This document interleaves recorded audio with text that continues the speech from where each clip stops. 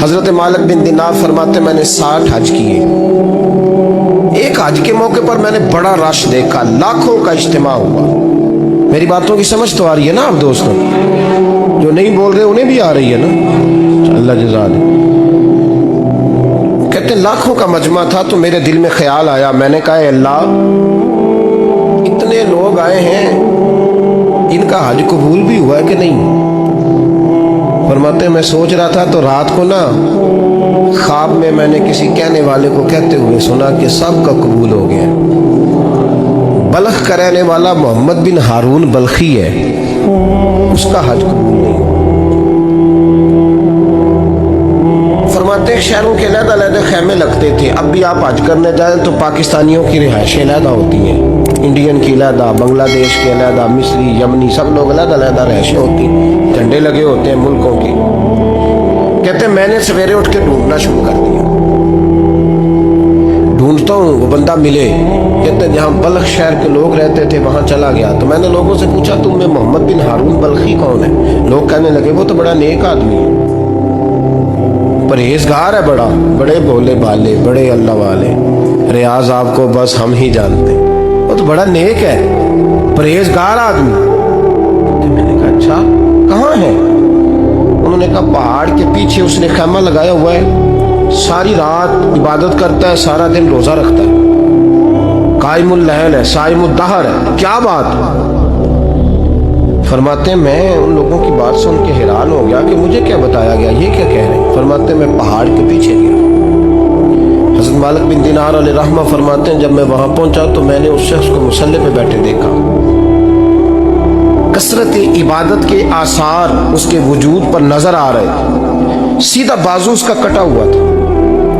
फरमाते 2 रकते मुकम्मल करके ना मैंने उससे अस्सलाम वालेकुम कहा तो मुझे कहने लगा वालेकुम अस्सलाम, आप मालिक बिन दिनार हैं? मैंने कहा बड़ी इसकी फिरासत है। फरमाते फिर उसने ठंडी सांस ली, कहने लगा आपको ख्वाब आई होगी कि मेरा हज कबूल नहीं हुआ। फरमाते मुझ पर और बिजली गिरी कि क्या कह रहा हूं? मैंने कहा यार लोग भी तेरी तारीफ कर रहे हैं और तेरी बसीरत भी बड़ी है, तो ये माजरा क्या है? कहने लगा आप ना पूछें। ये कह के उसने रोना शुरू किया, देर तक रोता रहा। मैंने कहा नहीं यार तू बता। कहने लगा नहीं आप ना पूछें, आप नाराज हो गए। मैंने कहा मैं नहीं होता, तू बोल ना। कहने लगा हुजूर 24 साल हो गए मुझे हज करते हुए, 24 साल, 24वां हज है मेरा, और हर साल कोई अल्लाह का वली आके बताता है कि जा चला जा तेरा कोई नहीं कबूल होगा। बेपरवाही वेख सज्जन दी जिथे किसे दी पेश ना जावे, उन्हें ताजा वाले दर दर रोले ते मंगते तख्त बिठावे, आजम किसे नु कारा मिलदा ही कोई काबे ओ खाली आवे। कहते हैं उसने मुझे कहा हुजूर 24वां हज है, हर साल कोई बताता है। मैंने कहा तेरी गलती। कहने लगा मैं अपनी माँ का नाफरमान। मैंने कहा वाकया क्या हुआ? कहने लगा हजरत अल्लाह ने मुझे दौलत दी, माल दिया, ज़मीनें दी तो मैं अय्याश हो गया। इमाम मालिक बिन दिनार रहमतुल्लाह अलैह फरमाते हैं मुझसे कहने लगा पैसे आए तो मैं अय्याश हो गया। रमज़ान का महीना था, असर के बाद मेरी अम्मा इफ्तारी की तैयारी कर रही थी, मैं गया, मैंने कहा शराब पी हुई, अम्मा रोटी दे। अम्मा कहने लगी शर्म कर, शर्म कर, रोज़ा रखा नहीं तो जिन्होंने रखा है उनका तो ख्याल कर। कहते अम्मा की बात का मुझे गुस्सा लगा। मैं कहा करता हूँ बदनसीब है वो बेटा जिसका बाप उससे बात करते हुए डरता है कि पता नहीं कहाँ से बोलेगा। बदनसीब नहीं वो बेटा जिसकी माँ उससे बात करते हुए सहम जाती है कि पता नहीं कौन सी बोली बोलेगा। बदनसीब नहीं कि माँ बाप भी जिससे खोल के बात ना कर सके।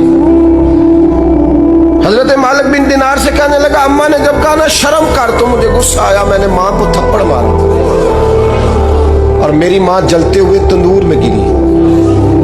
लोगों ने मुझे पकड़ के अंदर बंद कर दिया कमरे में। सारी रात में शोर सुनता रहा पर नशे में धोत रहा। सवेरे आंख खुली तो मेरी बीवी बैग बांध रही थी। मैंने कहा कहाँ जा रही हो? कहने लगी जो माँ का नहीं बना मेरा कैसे बनेगा? तो मैंने कहा मेरी अम्मा का वो तो लोगों ने रात को ही दफन कर दी जनाजा पढ़ के।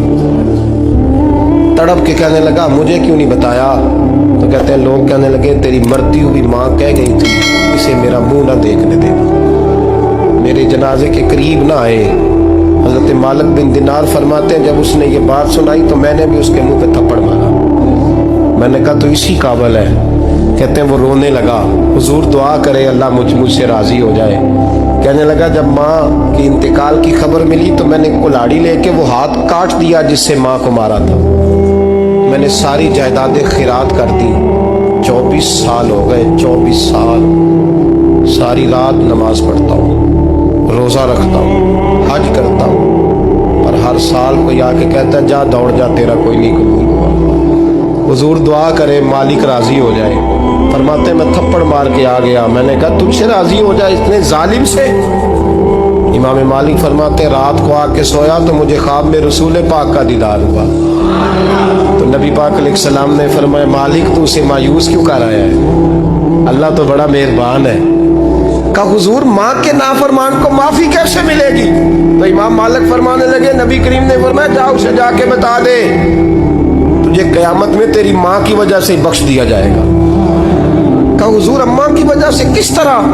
तो महबूब फरमाने लगे इसकी माँ क़यामत में इसके खिलाफ मुकदमा दायर करेगी रब करीम की अदालत में, ए अल्लाह मैंने 9 माह पेट में रखा, दर्द सह के इसे जना, जिगर का खून पिला के पाला और इसी ने मुझे कत्ल किया। रब करीम इसकी माँ का मुकदमा सुन के कहेगा उठाओ इसको दोज़ख में फेंको, इसने माँ जलाई थी इसे भी जलाओ। महबूब फरमाने लगे जब पकड़ करके मालिक उसको मोहम्मद बिन हारून को लोग ले जाएंगे ना जहन्नम की तरफ, अभी फरिश्ते घसीटेंगे ही तो पलट के फिर अम्मा की तरफ देखेगा और दूसरी दफा फिर घसीटेंगे तो पलट के देखेगा और तीसरी दफा फिर पलट के कहेगा अम्मा ये मुझे जलाने लगे, अम्मा ये जहन्नम में फेंकने लगे। मेरे हबीब फरमाने लगे वो जल के मरने वाली माँ वहाँ भी बोल पड़ेगी, कहेगी या अल्लाह चल मैंने माफ़ किया तू भी माफ़ कर।